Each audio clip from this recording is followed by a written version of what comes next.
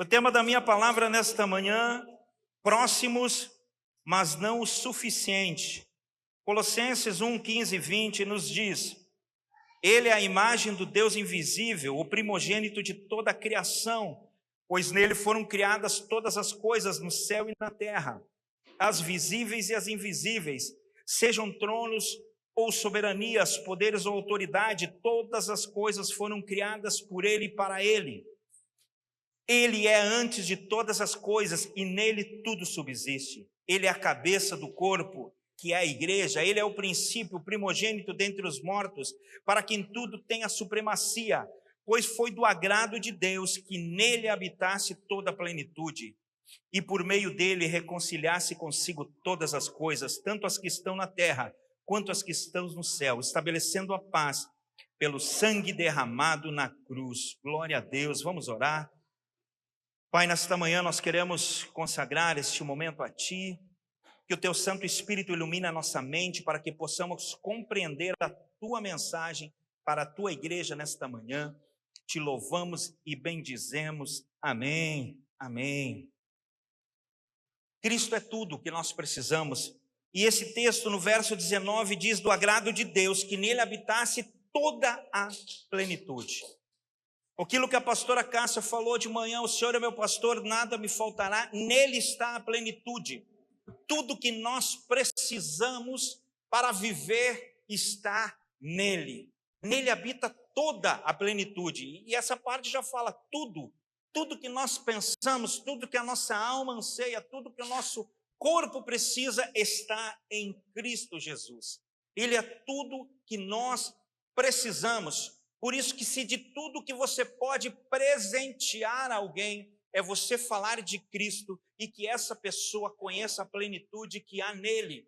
Não há presente maior do que você falar de Cristo, há uma conversão da pessoa e você escrever o seu nome no livro da vida. Não há melhor presente, maior legado que você, pai e mãe, possam deixar para seus filhos, a não ser o Evangelho de Jesus Cristo, aquele que nos conduz à vida eterna. E mesmo aqui, nesta terra, nele habita tudo o que precisamos. Diga para quem está do seu lado: você entendeu então que Cristo é tudo? Pergunta aí para ele. Amém? Entendidos? Então eu vou passar para a segunda parte. Que a primeira parte é nós entendermos que tudo está nele. Porém, em Lucas 19, 37, Jesus aqui, quando ele estava perto da descida do Monte das Oliveiras, toda a multidão dos discípulos começou a louvar a Deus alegremente em alta voz, por todos os milagres que tinham visto, exclamavam: Bendito é o Rei que vem em nome do Senhor, paz no céu e glória nas alturas. Alguns dos fariseus que estavam no meio da multidão disseram a Jesus: Mestre, responde os teus discípulos, eu vos digo. Respondeu ele: se eles se calarem, as pedras clamarão. Quando ele se aproximou e viu a cidade, Jesus chorou sobre ela e disse: se vocês compreendessem nesse dia, sim, vocês também, o que traz a paz, mas agora isto está oculto aos vossos olhos. Aquele Deus soberano que faz milagres, que transforma ambientes aonde chega, que ressuscita mortos, que multiplica pães, que anda sobre as águas e que está neste lugar nesta manhã, amém? Chora sobre a cidade, por quê? Porque muitos não enxergavam que ele estava ali como sendo Salvador e Senhor e alguém que poderia transformar. E ele diz, se você compreendesse, mas isso está oculto aos nossos olhos. E é isso que eu quero falar nessa manhã. Muitas vezes ele está próximo de nós, mas nós não o percebemos. Andamos aflitos porque não percebemos a sua presença próxima à nossa vida. Por isso que o tema da minha palavra é próximos, mas não o suficiente. Aqui havia uma multidão ao redor de Jesus, mas ele chorou dizendo: vocês não estão compreendendo o que está acontecendo aqui. E muitas vezes nós estamos no culto e não percebemos aquilo que Deus tem para fazer. Ouvimos muitas vezes falar dele, Ouvimos testemunhos, mas não vimos a sua manifestação em nossas vidas. E eu quero dizer para você, que você saia daqui nesta manhã e decida entrar num outro nível, que é o nível que Jó diz em Jó 42:5, meus ouvidos já tinham ouvido a teu respeito, mas agora os meus olhos te veem.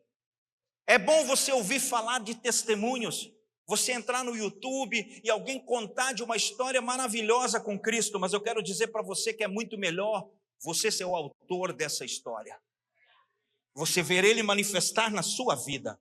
E glória a Deus pelos testemunhos, porque são eles que edificam a nossa fé. Eu gosto de ouvir as pessoas contarem e ouvir esse poder de Deus agir, isso mexe com a minha fé. Mas o que me faz crescer de fé em fé é o poder de Deus agindo na minha vida. E aqui Jesus estava dizendo, aqui estou eu passando, mas vocês não estão vendo. E ele chora, e depois ele fala, haverá dias que vocês serão destruídos. Haverá dias em que, porque vocês não reconheceram que dentre vocês estava o Salvador e Senhor. Então, nesta manhã, nós precisamos reconhecer, entender que Ele está nesse lugar. E tem alguns textos aqui que eu quero falar para você, para a gente entender por que muitas vezes eu estou próximo dEle, mas não o suficiente. Lucas 19, de 1-9, nos fala da história de Zaqueu. Jesus entrou em Jericó, atravessava a cidade, havia ali um homem rico, chamado Zaqueu, chefe dos publicanos, queria ver Jesus, mas sendo de pequena estatura, não conseguia por causa da multidão. Correu adiante, subiu numa figueira brava para vê-lo, pois Jesus passava ali. Quando Jesus chegou àquele lugar, olhou para cima e disse, Zaqueu, desce depressa, quero ficar na tua casa hoje. Então ele desceu rapidamente, o recebeu com alegria. Todo o povo viu isso, começaram a se queixar. Ele se hospedou na casa de um pecador. Mas Zaqueu levantou e disse ao Senhor, olha, Senhor, estou dando a metade dos meus bens aos pobres, e se alguém extorquir alguma coisa, devolverei 4 vezes mais. E Jesus lhe disse, houve salvação nesta casa, porque este homem também é filho de Abraão. Aonde Jesus estava passando, esse homem trouxe salvação para sua casa, amém? Quantos querem salvação para sua casa? Quantos querem ir para o céu com toda a sua família? Zaqueu disse, Jesus diz no final desse texto, e houve salvação naquela casa. Jesus estava passando e era pelo meio de uma multidão. Quantos nessa multidão também precisavam que a sua família fosse salva? Quantos nessa multidão também ansiavam pela mesma coisa? Uma visita de Jesus dentro da sua casa, é que nem nós estamos aqui. Quantos ansiamos por ter Jesus em nossa casa? Mas tê-lo ao ponto dele dizer, não estou somente aqui, mas eu estou aqui e tem salvação para esta casa. Todos nós queremos, mas aqui Zaqueu faz algo diferente. E a primeira coisa que Deus falou ao meu coração, por que muitas vezes eu estou próximo não o suficiente? Porque eu ando com a multidão. Simplesmente estou andando com a multidão e fazendo o que a multidão faz. Aí Deus falou ao meu coração, não, o problema não é a multidão. O problema é a multidão das suas decisões, que são sempre iguais. Você tem uma multidão de decisões durante o seu dia, e todas elas são iguais, andam sempre no mesmo caminho. Você começa a trazer Jesus para dentro da sua casa, como uma dessas decisões começa a sair desse fluxo da multidão. Ora, uma multidão que anda por uma rua não sobe em árvores, né? Você não vê pessoas andando pela rua, um pouco na calçada, um pouco em cima da árvore, desce, não é? Nós andamos por um caminho, nós andamos pelas calçadas. E é isso que nós fizemos todos os dias, levantamos, acordamos, andamos numa multidão de decisões sempre iguais. E eu quero dizer para você, se você quiser estar próximo de Jesus o suficiente, algumas dessas decisões vão ter que sair desse trilho que você está acostumado. Porque senão você não vai viver a plenitude de Deus para a sua vida. Nós precisamos ser fora da curva. Diga para quem está ao seu lado, fora da curva. Fora do normal. Amém? Você começa a trazer Cristo para dentro da sua casa quando as pessoas olham para você e dizem assim, você não é normal. Você é doido. Está todo mundo assustado e você está calmo. Está todo mundo dormindo e você está gritando de madrugada, orando? Você é doido da cabeça? O que você está fazendo? Saindo da multidão das decisões que você sempre tomou. Você começa a sair da curva. Você começa a fazer coisas que ninguém faz. Pastor, eu quero Jesus na minha casa, eu quero transformar a minha família. Você vai ter que começar a andar com decisões diferentes daquilo que te levou até aí, até hoje. Não adianta você querer mudar a sua história, trazer Jesus para a sua casa sem uma mudança. Eu quero Jesus na minha casa, mas não quero que mexa em nada. Quantos aqui já cantaram? Entra na minha casa. Quem já cantou essa música? E o que você disse para Deus milhões de vezes, né? Porque teve uma época aí que você cantou isso milhões de vezes, né? Entra na minha casa, entra na minha vida, e o que mais? Mexe, mexe. Como mexer em algo que eu não quero mudar? Por isso que as pessoas dizem, Jesus, tu é muito bem-vindo na minha casa, mas não mexe. E aí você fica próximo dele. Ele está na sua casa, ele está aqui. Mas entra ano, sai ano, e as coisas estão iguais. Por quê? Porque nós precisamos fazer algo diferente. Amém? Diga para o Senhor nesta manhã, mexe, Senhor, mexe. Mexe com a minha estrutura, mexe com essa minha forma igual de ser, eu sou sempre o mesmo. Eu não me permito mudar, eu não me permito ser mudado pelo teu Espírito Santo. Deixa Deus mudar você. Diga para quem está ao seu lado, deixa Deus mudar você. Amém?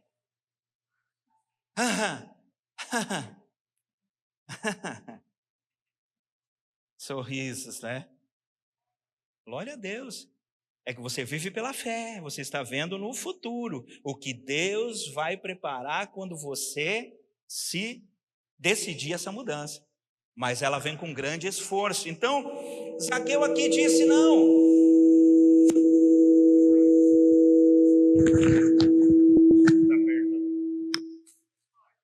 Aleluia. Achei que ia ser arrebatado. Ou a igreja ser arrebatada e eu ficar. Isso seria assustador. Eu só estava de olho aqui, se alguém começasse a flutuar, aí a gente começa, vai Jesus, eu também, não me deixa aqui. Amém, queridos? Precisamos então fazer como Zaqueu, faço algo diferente para Deus. Faço algo diferente para minha família, faço algo diferente na minha saúde, no meu relacionamento, na minha vida profissional. Então, às vezes a gente está próximo.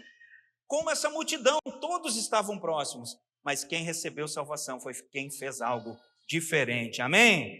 Glória a Deus. Atos 3:1-6, certo dia Pedro e João estavam subindo ao templo na hora da oração, às 3 horas da tarde estava sendo levado à porta do templo chamada Formosa, um aleijado de nascença que ali era colocado todos os dias para pedir esmola aos que entravam no templo.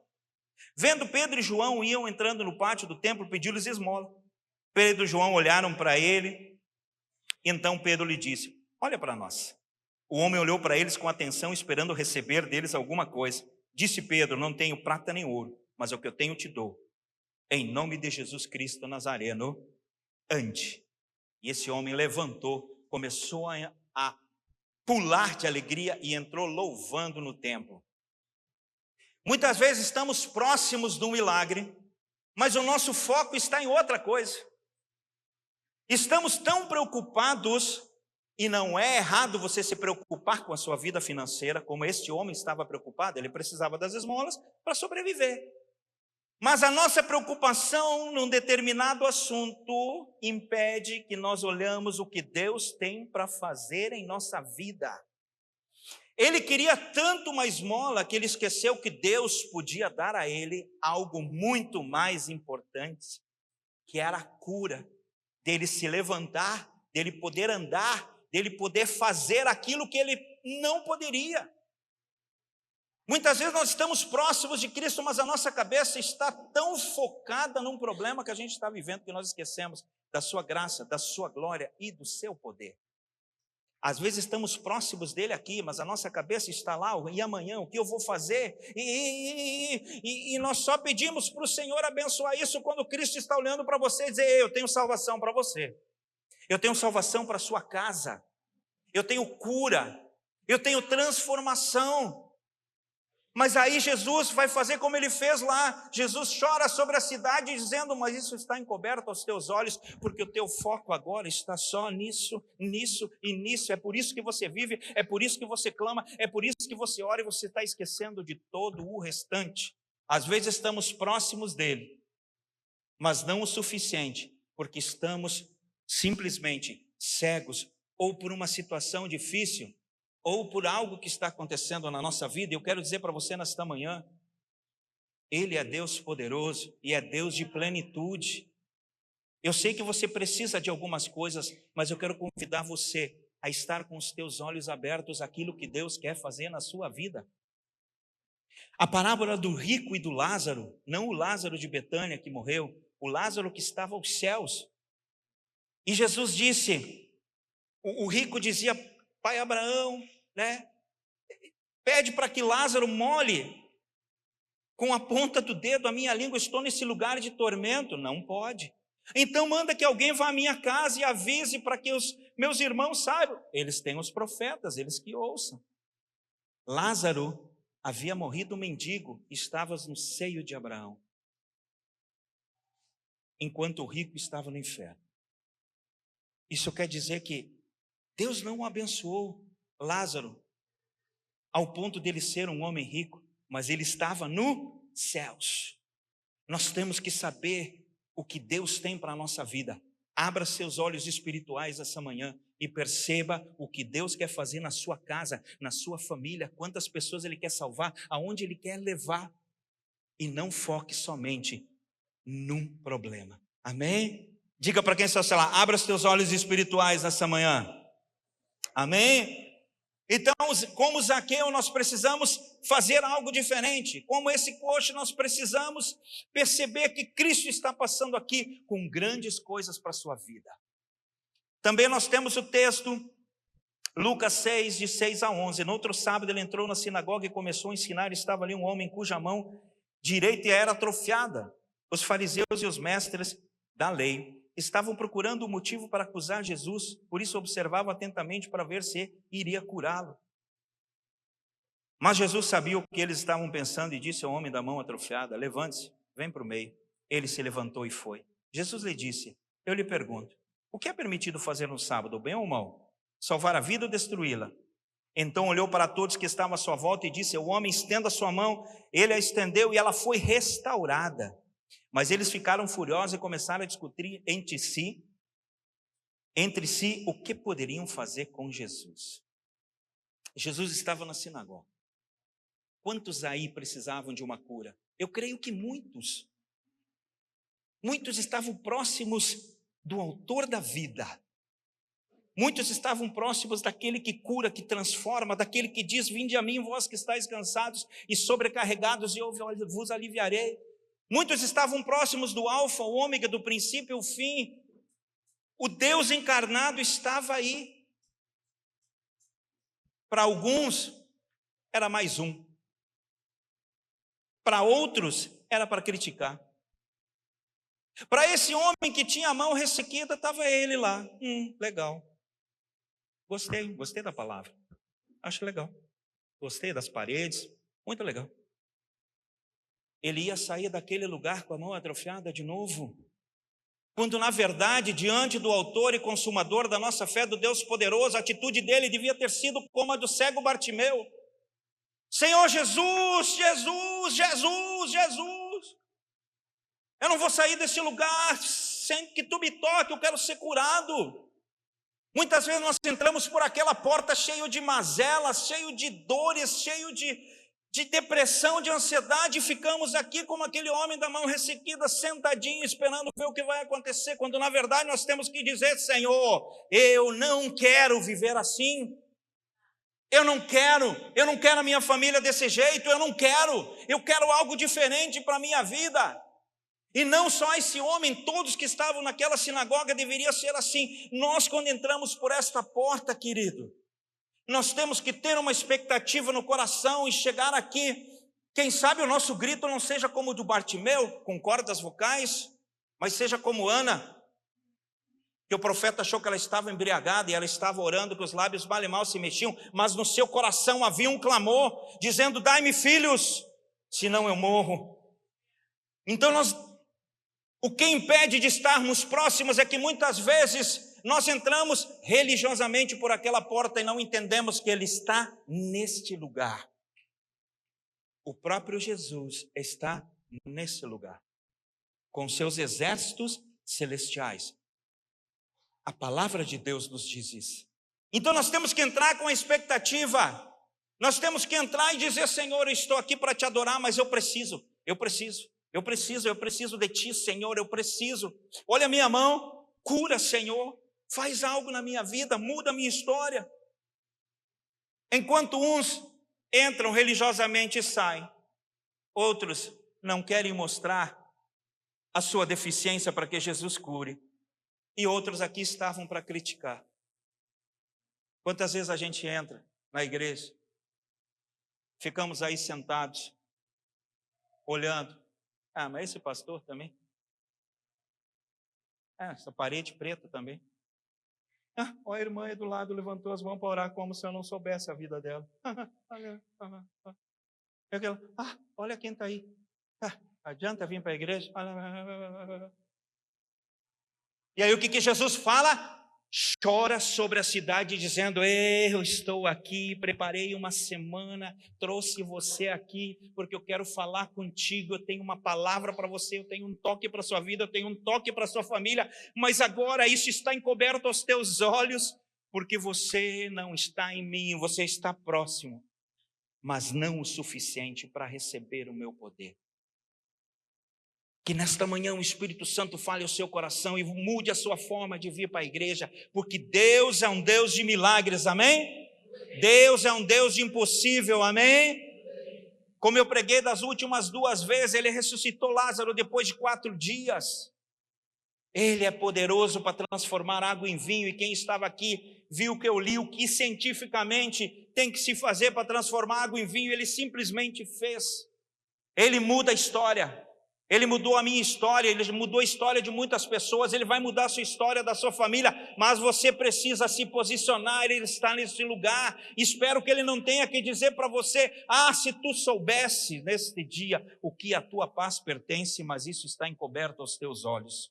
Estava encoberto, porque o Espírito Santo de Deus está começando a falar ao seu coração.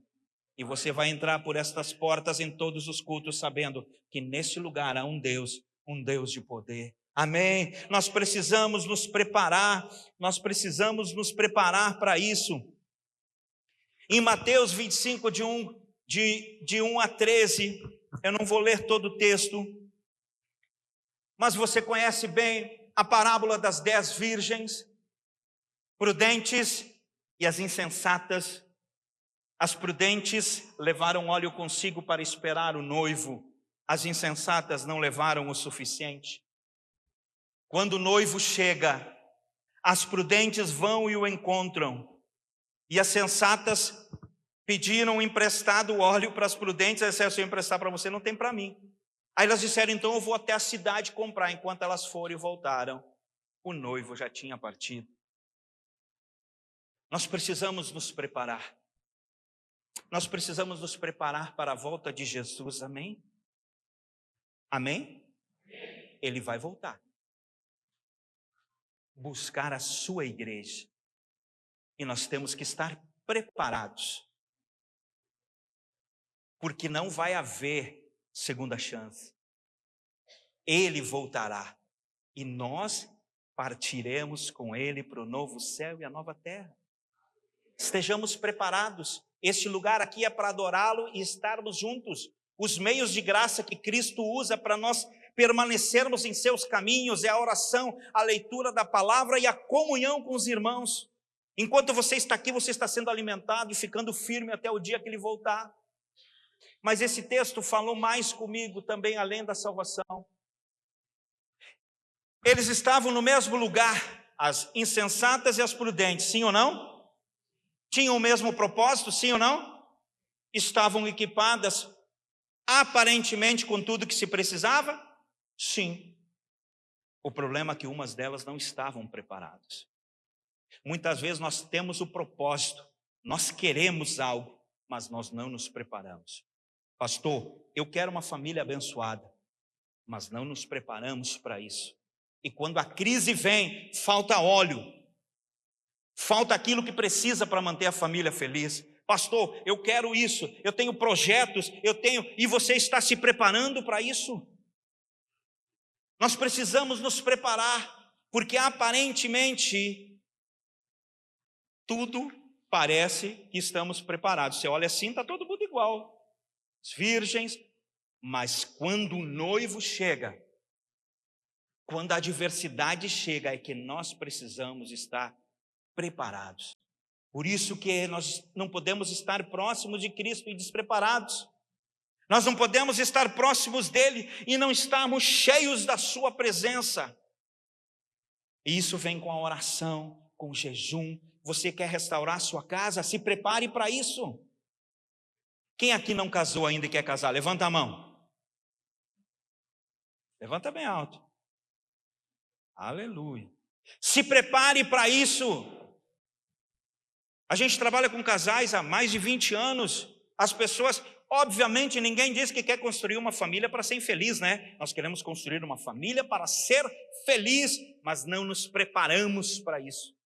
Não estamos preparados. Então prepare-se, querido. Deus é Deus poderoso. Amém? Ele restaura sonhos. Ele restaura projetos.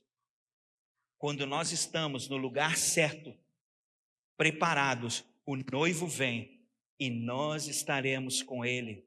Quando estamos preparados, nossa família vive o melhor nessa terra. Quando estamos preparados, nós vivemos o que João 10:10 diz: eu vim para que tenham vida e a tenham em abundância, porque como eu li no início, nele habita toda a plenitude. Mas você precisa se posicionar hoje. Você precisa se posicionar. Aquilo que o Espírito Santo falou ao seu coração. Aquilo que o Espírito Santo, durante o que eu falei aqui, falou ao seu coração. É isso que você tem que fazer a partir de hoje.